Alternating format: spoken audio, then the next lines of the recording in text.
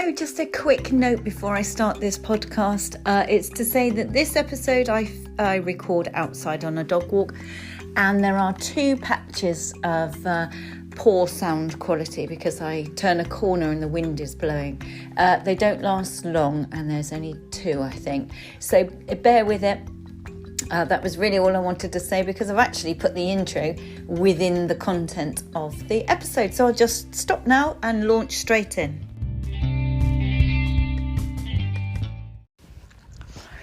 Hello, welcome to Life Coaching on the Move. I'm your host, Dawn Fiske, personal development trainer, life coach, confidence coach, career coach, and podcaster, amongst many other things. So welcome along. I'm so glad you're here today because today is my 100th episode. So this is the 100th birthday or 100th anniversary of Life Coaching on the Move podcast. I'm staggered that I'm still here talking 100 episodes in. I didn't think I would have enough to say. That's the biggest fear when you're doing a podcast is, what if I haven't got anything to say? What if nobody listens? What if it's rubbish? The what ifs. And how many times have you had what ifs about something, about writing a book or an article or a blog or applying for a job or signing up for studies or joining a class or activity or meeting people? It's all the what ifs. What if they think this? I would say it's probably the thing I hear most in people's worries and anxieties are the worries and the mind reading that they're thinking, oh, what if they don't like me? What if I make a fool of myself? What if I fail? What if I get turned down? What if you don't? And here I am, 100 episodes in after so many emails saying that really helped me and thank you so much for that topic, or please could you coach me and thank you for the coaching as a result of the podcast. So why did I do it? I was thinking about this the other day. Why did I start doing my podcast? In the first place, it was my goal was if I help just one person, just one, it's been worth it. But actually I was realizing the other day, it was twofold. There was also a very personal reason that I wanted to do it, which was that no matter what happens in the future, it would be there recorded for my children or my children's children, because one day they laugh about it at the moment and they take the mick and they're embarrassed. No, don't put that out there. Classic teenagers. And I do think when they get older, when they're adults, perhaps when they're parents themselves, they may one day listen to it, even if it's years and years down the line. And that's why I do it, really. I think mostly I'm talking to them. They don't want to hear at the moment. Although my oldest teenager is coming up with ideas and marketing ideas. He does occasionally say, Mum, you should talk about that on your podcast or something. So I think he's just embracing it. Anyway, today I am on a dog walk, which I used to do a lot of. I used to record out on walks a lot, but we have had such shocking weather and wind, and the recording is awful, and so I haven't done it. I have been out on dog walks, but I just haven't been able to record at the same time because of the poor quality. I hope today you can hear the skylark. I think that's the skylark. And also, it's just glorious for a moment. I know we are expecting horrible weather later again. But I thought, no, I'm going to make the most of this and join you on a walk out in nature with all the glorious countryside noises out there. So I hope the quality is good. So with it being the anniversary, I thought I would make a celebratory offer. If you are toying with a coaching session, then I'm going to, for this month, because I realise not everybody listens to it straight away, but in the month of May, well, for the rest of May 2021, I will offer 20% off the coaching sessions for anybody that just uses the code anniversary. be it via an email or when you phone me or whatever, or message me. If you use the code anniversary, then there will be 20% off your coaching session to celebrate and to thank you for your commitment and your loyalty and your following, and for giving me your time, because I am really grateful and very humbled. I know there are so many other podcasts out there that you could choose, so I'm grateful, and to show that, I'm going to celebrate with you. Today I wanted just to chat really about the thoughts I'd been having, all about the power of the mind over the body. As you know from previous episodes, I do know how powerful our mind is and influential it is over absolutely everything we do, or in fact don't do. It's down to our mind. And I was thinking this in particular I was watching the other day the SAS Who Dares Wins or something's a programme on Channel 4 in the UK, and they've got new recruits. I think they're in week 2. And the cruel things that the SAS trainers make them do, amongst other things this week, they made them fully clothed in all their kit apart from their bags. They put their bags down, but they took them to a lake or a river, or I think it was a lake. And I don't know where they're filming it. I think they're filming it somewhere up in Scotland, but it was freezing weather, and they were all lined up in a long line lengthways, and the instructor sort of hollered the instructions that when I say go, I want you to continue walking forward. So basically walk into this lake until you are submerged to your neck. I want only your heads visible until I say basically until I say stop, I think was what he said.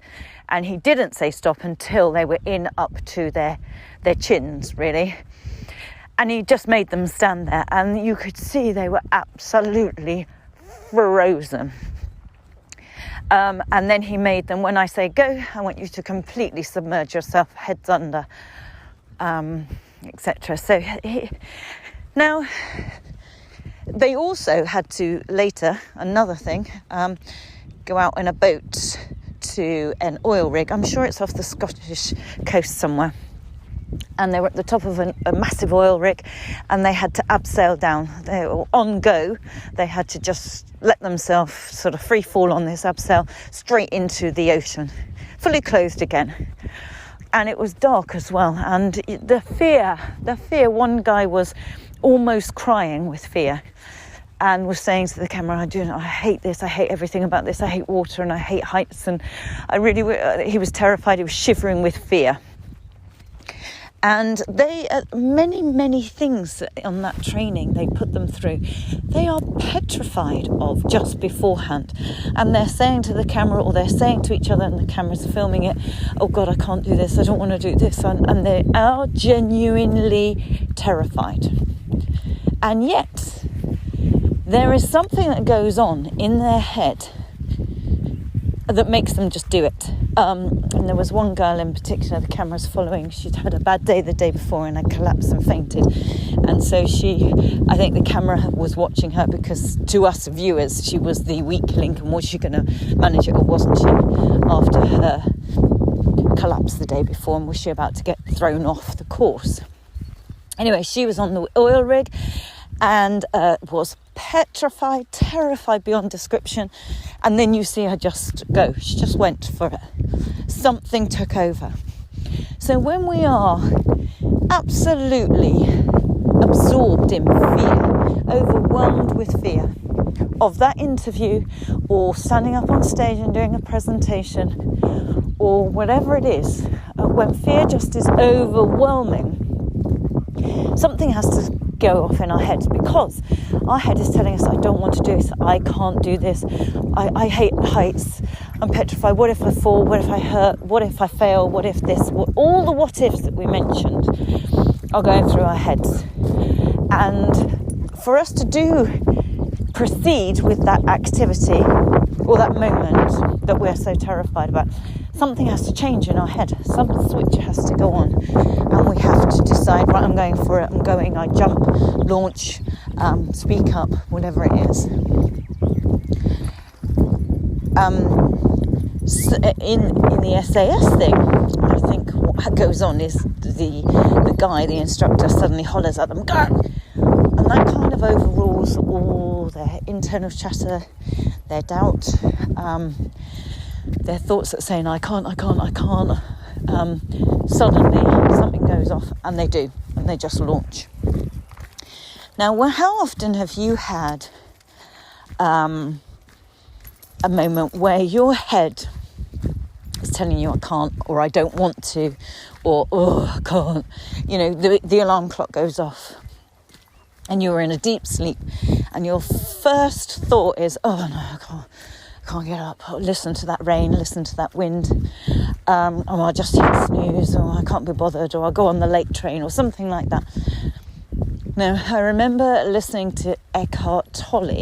I hope I pronounce his name right, Tolle. He's a great speaker, great writer, great thinker. If you've ever listened or read his material, you really must. It's really, really insightful. Eckhart, Ekhart, I think it's a separate word, Tolle, Tolle. He talks about, I heard him being interviewed, and he was talking about how he got into all of these thoughts and philosophies and mindsets and beliefs about our power of our mind and our ego and things like that. And his life changed when he was on the brink of suicide. When he was younger man, very, very depressed, really struggling, and was just in the throes of taking his own life. And he remembers that day, he says, and he remembers saying to himself, or deciding through his thoughts, I can't live with myself anymore. I can't live with me anymore. And he realised, I can't live with me. That makes it sound like almost two people. I can't live with me. You is something separate.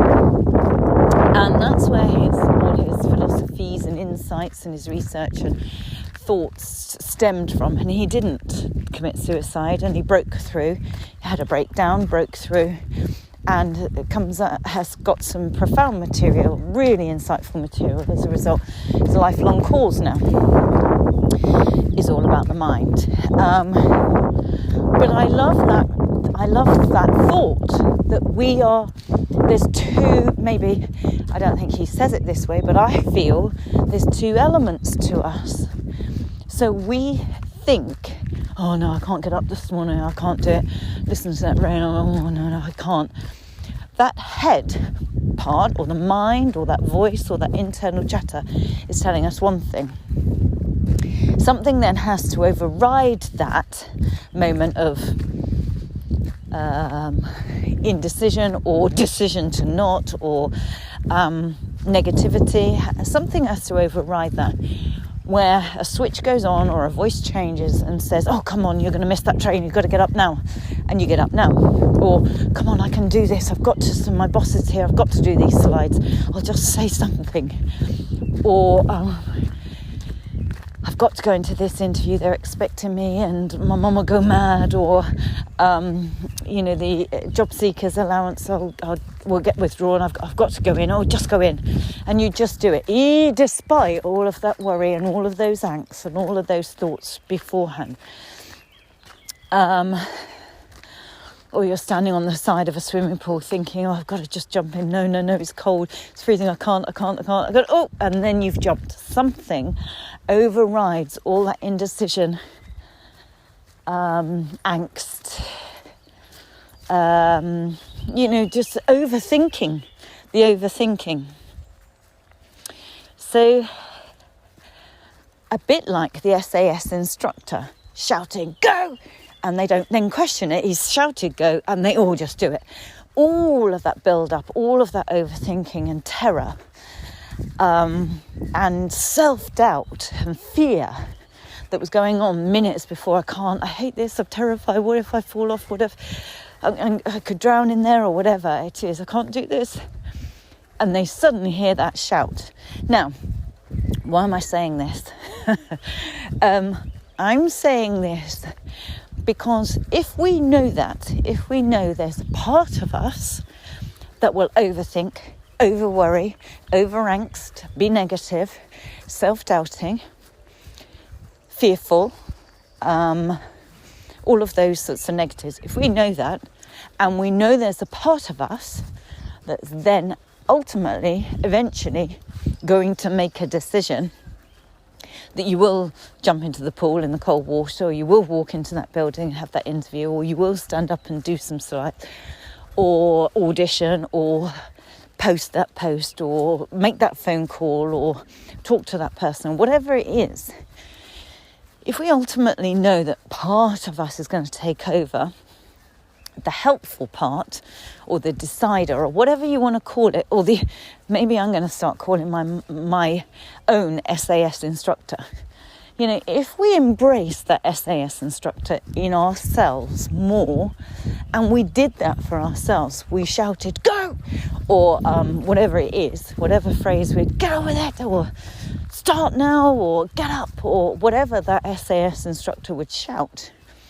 We need to do that for ourselves, and we need to do it firmly and stop being mollycoddling of ourselves, and we need to do it sooner so that we just get on with it. I love that phrase, just get on with it, because it's simple. It stops the overthinking and just gets us into action. And it's actually that phase of the overthinking and the over-analysing and the angsting and the busy mind and this internal chat that's actually excruciating. If instead we accept beforehand, if we accept now, today, forever, that things are going to be hard, it's going to be hard. It's going to take hard work. It's going to be hard in the gym. It's going to be hard in that class. It's going to be hard out on that run. It's going to be hard work to do these slides for the next 4 hours, putting them together. This spreadsheet's going to be difficult to do. This report's not going to be easy to write, etc. If we accept it's not going to be easy, if I accept there's difficulties and hard work and hard efforts in life, and we just accept them for what they are and not resist them. It's the resistance that's painful. I don't want to do this report, I don't know where to start, it's going to be hard, or this assignment, or I don't want to go to the fitness class, I'll hurt afterwards, and can I be bothered to pack up a bag, can I be bothered to go and drive, etc. It's that resistance of pain or hard work or hard effort. It's not wanting that difficulty. It's trying to avoid that difficulty for some reason. But if we flipped it round and accepted, actually, it's going to be difficult and that's all right. It's going to be hard, long journey to running a marathon, a long training plan, but that's all right. Because the problem is we always focus on the end goal. So I was thinking about this the other day. If we were baking, if we wanted to bake an absolutely gorgeous cake for a special occasion, for a special person, we've got stages to go through. We've got to decide on the design, decide on the ingredients and the recipe. And is it going to be a lemon cake, a chocolate cake, a vanilla cake? What's it going to be? Got to make a decision and know what we're aiming for. Right, it's going to be a vanilla cake with cream inside, and it's going to be the shape of Spider-Man, it's for my child's birthday, something like that, whatever. So you look it all up, you decide, you work out ingredients, you've got to weigh it all out, you've got to break. See, even the wording in cookery, you've got to break the eggs, you've got to beat the eggs, you've got to whip the cream. We've got to break things and make a mess and go through a process. It doesn't look anything like a cake at the moment with the beaten up eggs and folding in the flour and things like that. and then it goes into the oven and it transforms, but it's not quite ready yet. It's not decorated, it's not put together, it's not designed. It's a long journey. It's not just a birthday cake for your son's birthday. It took steps, it took hard work, and a process, and it was a bit of a journey. And it required messiness and difficulty. Beat the eggs, whip the cream, all of that as an analogy. But the end is worth it. The end goal of that cake is worth it. The end goal of getting that medal and saying you've done your first ever marathon is worth it. But we've got to just focus on the process. What's key is whisking up the eggs and the step by step and giving it the right time in the oven in the right temperature and stuff. It's all doing the right things to get the end goal. So we need to focus more on the right things to get what we want. A bit at a time, one day at a time, one step at a time, one bit of the process. And accept that it's going to be hard work, but worth it for the end goal. And if we accept it's going to be hard, there's going to be some pain. Going to the gym is a pain in the neck and having to drive there and all of the rest of it. But the end goal is worth it for health and longevity and feeling more nimble and feeling less arthritic and less painful, less old. Then it's worth it. But there is a moment at the beginning, the real beginning of that process of, yeah, but I can't, or what's the point, and that bit, that overthinking stage where we are at potential risk of our doubter, if you want to call it the doubter, the fear agent within, talking us out of it. Oh no, I can't, it's not worth it. I'll be rubbish, I'm not a runner, I'm not a writer, I can't be an accounts manager, I'll stay at this level because I know it and I know I can do it. What if I couldn't do that? It's out of my level. I'm going up a really steep hill. Why did I choose this hill? Well, there you are. It's difficult, so it's worth it. So the doubter will try in the initial stages to talk us out of it because it's easier to stay with the familiar and the safe and the comfort zone and the easy. I think, try and default to easiness, comfort, uncomplicated, safe. We try and default to that. But it's only by getting us out of that and making us uncomfortable, a little bit self-doubting. Growth only happens when we're challenged. There can be, what doesn't challenge us doesn't make us grow. So we need to be out of that comfortable, safe stage to grow. So to push us out of that comfort, self-doubting stage where we're default to stay, we've got to have a sergeant major or an SAS instructor in our head shouting, on 5, go! Or whatever it has to be.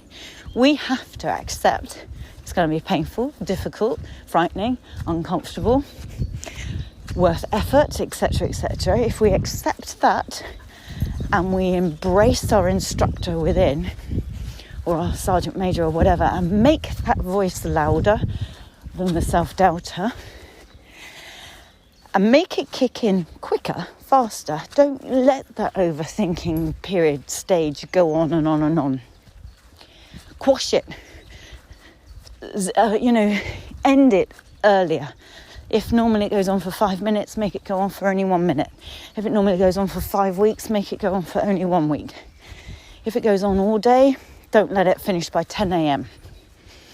Make that sergeant major step in and take control, accepting that it's difficult and it's hard, but knowing that that is exactly where the growth comes, exactly where the benefits are, the rewards, the sense of achievement, the sense of accomplishment. These SAS recruits on the programme, their faces after they had done it, after they had overcome their fears, they'd pushed themselves In fact, actually, it was all about fear, the Sunday episode. And the instructor said the only way through fear is to embrace it, understand it, recognise it and use it. You're never going to stop fear. It's a human emotion. We have an array of human emotions. We will never ever extinguish and get rid of and ban fear in our life. Never, ever. It's there for survival. It's there for safety. We need it. But we can use it, recognise it and see it for what it is and use that army, sergeant, major, whatever it is, voice to push through, and the fear goes. Embrace the fear, recognise it, push through it, and it's gone. And we feel great the other side of it. Know that fear is discomfort and horrible. None of us like feeling overwhelming fear. It's almost paralysing at times. But we know that just on the other side of it is such a huge sense of pride, achievement, strength. Just the other side of fear is so much strength. So we need to push through and grab that strength and recognise it and pat ourselves on the back for it and celebrate it. Can you hear my dog? She's just been off doing goodness knows what. And the birds and it's just glorious here. If you take nothing else from today, let it be almost encouragement to get you outside no matter what the weather. We went out on Sunday in literally what turned out to be like standing in a power shower. It was so heavy, the rain, and we were so soaked through and so badly dressed and frozen, and it was grim. But a memorable walk that one will never forget, one we felt great for having done. Pride. The skin had been battered and bruised by cold rain, water, which I think is quite good for you, fresh air. But just a sense of, well, I did it. Everybody else was in the warm, drinking coffee and reading the papers. We were out getting some more miles on our challenge. Have I told you that I'm doing the Land's End to John O'Groats virtual challenge? Which, if you don't know about, is definitely worth signing up to. It's a virtual challenge called End to End, I think, and it's $29.99. And we started on January the 1st, and we're doing it through the year, just walking Land's End to John O'Groats. You do it at your own pace, or you can run it, or whatever. You just upload each activity that you do and clock the miles over whatever period of time you do. And you get virtual postcards at every key milestone, first 50 miles, first 100, first 200, halfway, things like that. You get a lovely postcard emailed to you telling you where you are and what you can see and the sights and historical factors and things, and congratulations. You're part of the Facebook community of all other people on it, and everybody keeps each other going. There's so many lovely messages on the Facebook page of people who have been really struggling with their weight, their fitness, their isolation through lockdown, a lack of sense of purpose through lockdown, mental health issues. So many lovely supportive messages on there where people have lost. I finished it. I had lost 4 stone. It was great. There were times I didn't want to go out, but it made me go out when I didn't want to, and I took photos of every walk, and I've got a great album together. It's a great challenge. I've never done a challenge. Here's me with my medal. Such a great thing for just $29.99, getting a medal and a t-shirt at the end. And such a sense of achievement for people who've never done a challenge before. Not competing with anybody, only yourself.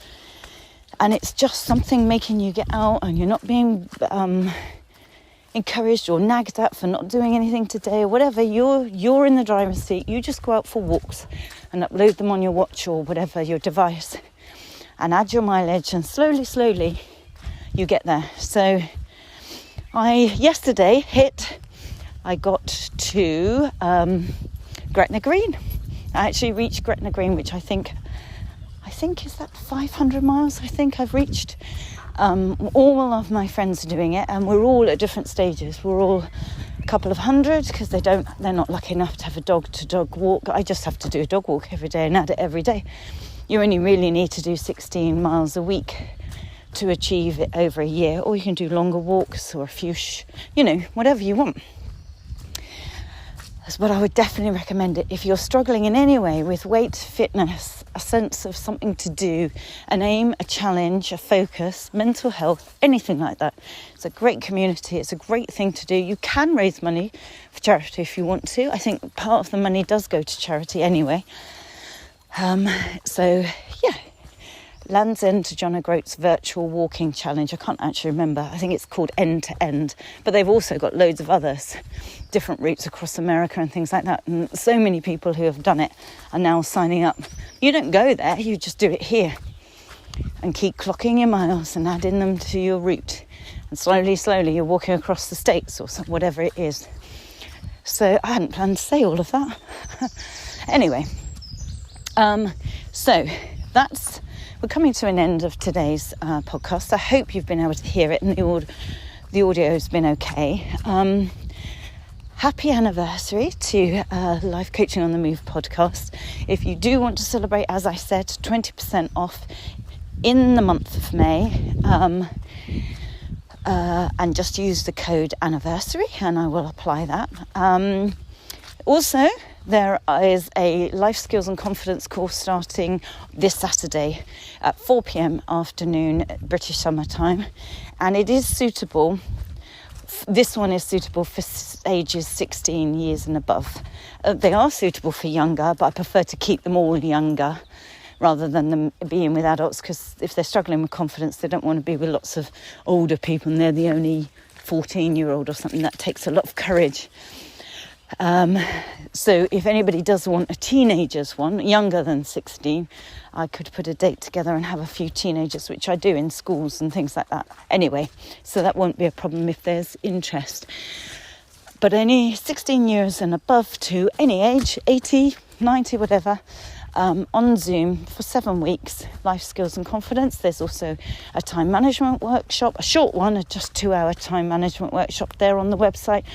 And also a 3-week stress management workshop on Zoom. All of them are on Zoom.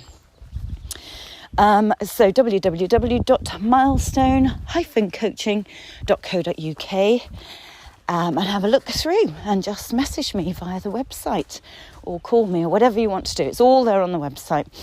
Failing that, have a super week. Be strong. Be that Sergeant Major or SAS instructor in your head and be strict with yourself and squash that doubter in your head, or at the very least shut it up sooner and override it sooner. We've all got it. We'll always all have it.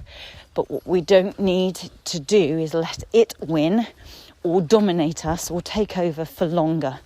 We need to just recognise it, thank it, accept it, and then just shout at it, override it and get on with it. My simple little phrase of get on with it is so powerful, so effective. And we just need to stop persecuting ourselves and torturing ourselves with the overthinking. That will only ever stop if we make it stop and override it. So good luck, and if you need any help, you know where I am. Take care, have a great week, and speak to you on the 101st episode of Life Coaching on the Move.